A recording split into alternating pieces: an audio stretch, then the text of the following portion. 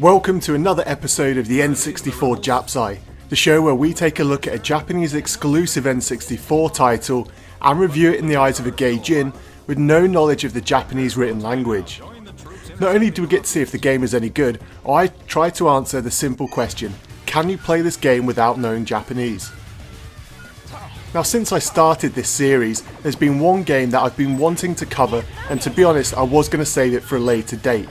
But what the hell, it's the best exclusive in my opinion, and I couldn't wait to share it with you. I want to start things off by saying that Sin and Punishment is without a doubt the biggest travesty on the N64. Not because it's a bad game, but because I find it absolutely shocking that this was never released worldwide. Long before I visited Japan, I'd always had a love with the sci-fi scene they seem to adore over there. And if you felt the same, then Sin and Punishment is a game you simply must play as soon as possible. The story is as bizarre as it is cool.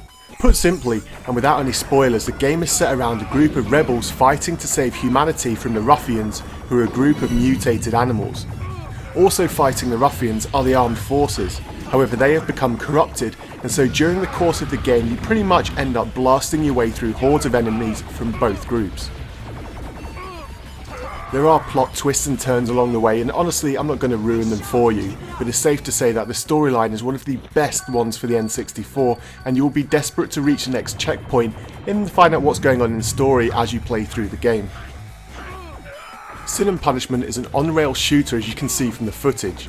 There are two simple and yet very important gameplay elements whilst playing. The first is your health, and the second is the time remaining. This plays an important part because of the scoring system in the game. You receive a point for every enemy or explosion you make on screen.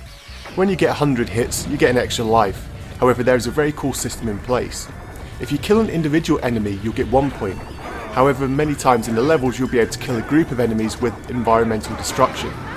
The catch is that by doing this, you only get a point for the group kill. This adds some tactics to the game, as you need to find a balance between speed and getting enough kills to keep your health level balanced. It's a very interesting concept, and it adds an almost arcade feel to the game. However, there is plenty of depth and strategy when deciding how to tackle each scenario. Speaking of scenarios, there are 3 main areas to the game, and the graphics are fantastic for each of them.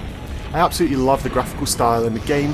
I think this really pushes the N64 to the limits, and the game didn't even make use of the expansion pack. Now, if you're wondering how the game was packed with such great content, then you need to only look at the development of the game. The game was developed by Treasure, which if you're a game collector you should know that's usually a sign of an awesome game. Digging deeper into the game's development, I'll also point out that the game was assisted by Nintendo's very own R&D 1 team. Nintendo were desperate for a more adult themed game on the N64, so they helped Treasure by sending R&D 1 over, which is one of their strongest development teams. The program lead was also Atsutomo Nakagawa, who had a small part in developing Radiant Silvergun. The problem was that by the time the game was ready, it was already the year 2000, and the N64 was on its last legs, and Treasure tried to quietly pull the game from its North America and PAL release schedule. There was a bit of an outcry at the time, but the game eventually made a Western release on the Wii Virtual Console years later. My only slight feeling of letdown in the game was its multiplayer, which is more of a single player co-op mode than having 2 characters to play as.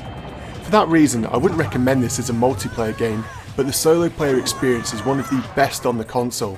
The controls are tight, and after a short learning curve you'll find yourself spraying through enemies in no time and causing some fantastic environmental explosions. The bosses are also very creative, and the design of them is absolutely fantastic. Now, after I've drooled enough over just how awesome the game is, it all comes to the very important question. Can you play this game without knowing any Japanese? The simple answer is yes, and you seriously need to. The Japanese import on the N64 commands a high price due to the fact it's very playable for Westerners. The menus are all in Japanese, however with a little bit of trial and error you can quickly figure it all out and get into the heart of the game. For those wanting to save themselves a bit of money, you can also play the Virtual Console game, and they have translated the menus, although the in-game text is still in Japanese. In either version that you play, the brilliant voice acting is all in English, so what are you waiting for? Play this game now and let me know what you think. Until next time, sayonara.